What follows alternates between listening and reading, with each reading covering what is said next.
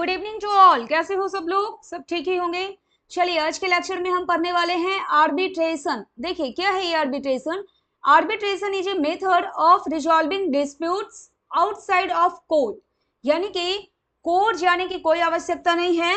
Instead of going to court, आप क्या करेंगे, अगर कोई डिस्प्यूट हो रहा है तो उसको सॉल्व करेंगे। कैसे? आर्बिट्रेशन की मदद से। In arbitration the parties involve, जो भी पार्टीज इन्वॉल्व होती है, agree to present their case to a neutral third party called an arbitrator who listens to both sides and then makes a decision that is usually legally binding. अब क्या मतलब हुआ ये इतना अंग्रेजी बांचने का? देखिए, दो पार्टीज के बीच में क्या हो जाता है, डिस्प्यूट हो जाता है। आप इंडस्ट्रियल रिलेशन पढ़ रहे हैं, इंडस्ट्रियल रिलेशन में जो आपने दो पार्टी पढ़ा था, क्या क्या था? एक तो आपका मैनेजमेंट और दूसरे तरफ सामने वर्कर्स। दोनों के बीच अगर डिस्प्यूट हो जाए तो वो अपने केस को प्रेजेंट करने के लिए रेडी होते हैं। दोनों पार्टी कहां पर? न्यूट्रल पार्टी के पास। ये थर्ड पार्टी है। न्यूट्रल थर्ड पार्टी को क्या बोलेंगे? आर्बिट्रेटर बोलेंगे। दोनों पार्टीज, मैनेजमेंट और वर्कर्स, अपने केसेज को प्रस्तुत करेंगे आर्बिट्रेटर के पास। आर्बिट्रेटर दोनों पक्ष की बात सुनेगा, सुनने के बाद अपना डिसीजन देगा, और जो भी डिसीजन देगा वो लीगली बाइंडिंग होगा दोनों पार्टीज के लिए। आपको माननी पड़ेगी बात किसकी? आर्बिट्रेटर ने जो डिसीजन दिया है। आगे देखिए, arbitration means the reference of an industrial dispute. अगर कुछ इंडस्ट्रियल डिस्प्यूट हो गया तो डिस्प्यूट को रेफर कर दिया जाएगा कहां पर? टू एन आर्बिट्रेटर और arbitrators chosen by the parties themselves. अब सवाल आता है, ये आर्बिट्रेटर को चूज कौन करेगा? जो पार्टीज है ना। कौन पार्टीज? बोथ पार्टीज, मैनेजमेंट और वर्कर्स, वो म्यूचुअली एग्रीमेंट करते हैं और किसी एक आर्बिट्रेटर को चूज करेंगे for the settlement of the dispute. अगली लाइन ये लिखी हुई है, the arbitrator is usually chosen by mutual agreement of the parties involve in the dispute. यानी डिस्प्यूट जो है वो तो कोई दो पार्टी के बीच में होना है, तो दोनों पार्टी जो है वो म्यूचुअल एग्रीमेंट से क्या करती है? आर्बिट्रेटर को चूज कर लेती है। ठीक है। Arbitration in industrial relations refers to a dispute resolution process। Arbitration है क्या? डिस्प्यूट को सॉल्व करने का एक प्रोसेस है। Where an independent third party, जो आपका थर्ड पार्टी होता है उसको क्या बोलते हैं? आर्बिट्रेटर बोलते हैं। उसको अपॉइंट किया जाएगा टू सेटल कॉन्फ्लिक्ट्स और to settle disputes between employers, यानी कि मैनेजमेंट एंड एम्प्लॉय, जिसको आप वर्कर्स भी बोलते हैं, और इसके जो रिप्रेजेंटेटिव है, इसका जो ग्रुप है वो क्या होता है? Trade union. अब आप बोलेंगे कि मैम ये सब काम तो हम कलेक्टिव बार्गेनिंग में भी कर लेते थे। आपस में एक तरफ इधर मैनेजमेंट बैठता था, दूसरे तरफ जो आपका ट्रेड यूनियन होता था, वर्कर्स का रिप्रेजेंटेटिव, ये अपना बात बोला, ये अपना बात बोला, और फाइनली किसी एक नेगोशिएशन पे पहुंच गया, फिर दोनों ने फॉलो कर लिया बात को। फिर आर्बिट्रेशन पढ़ने का क्या मतलब बनता है? और हमने कलेक्टिव बार्गेनिंग में पढ़ा था कि कोई थर्ड पार्टी नहीं होता इसमें, आपस में बैठते हैं, टेबल टॉक होता है और समस्या का समाधान हो जाता है। फिर ये आर्बिट्रेशन थर्ड पार्टी को क्यों लेके आएंगे? थर्ड पार्टी को इसलिए लेके आएंगे ना, कलेक्टिव बार्गेनिंग जो है वो फेल हो गया। फेल हो गया का क्या मतलब? नेगोशिएशन पे पहुंचना था, बीच का कोई रास्ता निकला ही नहीं। ये जो कलेक्टिव बार्गेनिंग था, आपस में बैठ करके आप कुछ बोल रहे थे, ये कुछ बोल रहा था, आपस में कुछ भी एक रिजल्ट, कुछ भी एक डिसीजन आप ले ही नहीं पाए बैठकर, कुछ नेगोशिएशन हो ही नहीं पाया। इसलिए अब आप दोनों चले, चलो भैया चलो किसी तीसरे को लेकर आओ, ये आपस में सुलझा नहीं पाएंगे हम इस मुद्दे को या फिर जो भी मामला है। कलेक्टिव बार्गेनिंग जब फेल हो जाता है ना, तब होता है क्या? Arbitration.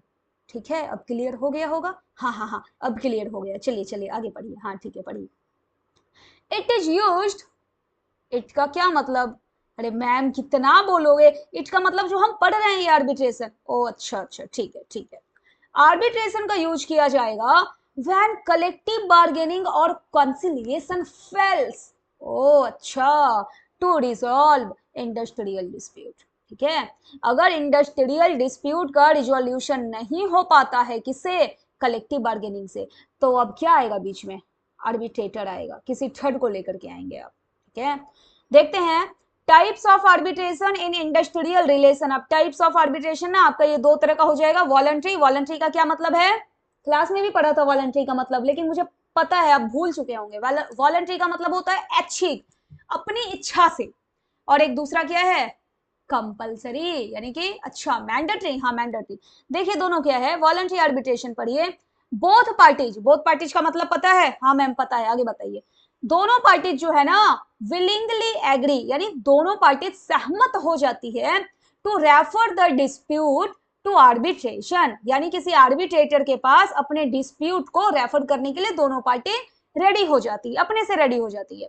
Common in cases where both employer and union trust the arbitrator's neutrality. अगर एम्प्लॉयर और यूनियन, एम्प्लॉयर हो गया आपका मैनेजमेंट और यूनियन हो गया वो वर्कर्स, वर्कर्स का रिप्रेजेंटेटिव, अगर दोनों आर्बिट्रेटर्स पर भरोसा करते हैं तो वॉलंटरी आर्बिट्रेशन फिर हो जाता है। फिर दोनों किसी एक थर्ड पार्टी को लेके आएंगे, अपनी समस्या बताएंगे और जो भी डिसीजन होगा वो दोनों लोग फॉलो कर लेंगे, दोनों लोग नहीं दोनों पार्टीज फॉलो कर लेंगे, ठीक है। वॉलंटरी का मतलब समझ में आ गया आपको।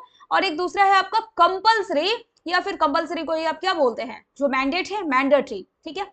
ये क्या है आपका, it is a legal requirement, legal requirement, हाँ लीगल रिक्वायरमेंट, क्योंकि ये इंपोज किया जाता है, थोपा जाता है, किसकी तरफ से, गवर्नमेंट की तरफ से।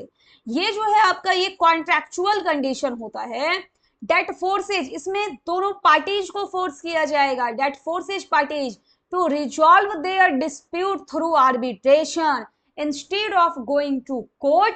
कोर्ट जाने की कोई आवश्यकता नहीं है, चुपचाप अपने मामले को आर्बिट्रेशन के माध्यम से सुलझा लो, कोई जरूरत नहीं है स्ट्राइकिंग पर जाने की, कोई हड़ताल नहीं करना है, कुछ तालाबंदी नहीं करना है, जो भी मामला है उसको आर्बिट्रेशन से क्या करो, सुलझा लो आपस में।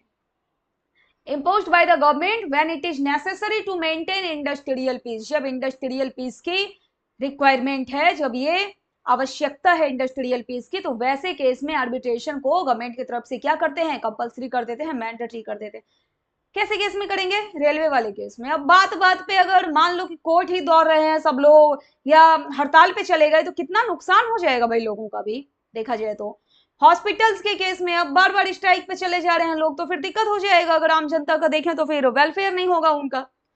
द पार्टीज मस्ट एक्सेप्ट, जो भी पार्टीज का मतलब ना बोथ पार्टीज से है, must accept and follow the arbitrator's decision, arbitrator ने जो डिसीजन दे दिया मानना है तो मानना है, ठीक है। तो आज के लेक्चर में आपने देखा ये आर्बिट्रेशन क्या है, आपको ये पता होना चाहिए। थर्ड किसी न्यूट्रल पार्टी को लेकर आते हैं उसको क्या बोलते हैं, आर्बिट्रेटर बोलते हैं मैम। अच्छा, आर्बिट्रेशन की क्या जरूरत है, जब आपका कलेक्टिव बार्गेनिंग था ही, तो अगर कलेक्टिव बार्गेनिंग फेल मार जाए तो तब आर्बिट्रेशन की रिक्वायरमेंट होती है, ठीक है।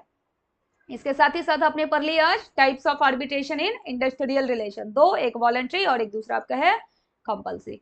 नेक्स्ट लेक्चर में हम करते हैं इसका मेरिट और डिमेरिट क्या है आपके आर्बिट्रेशन का। Okay, thank you.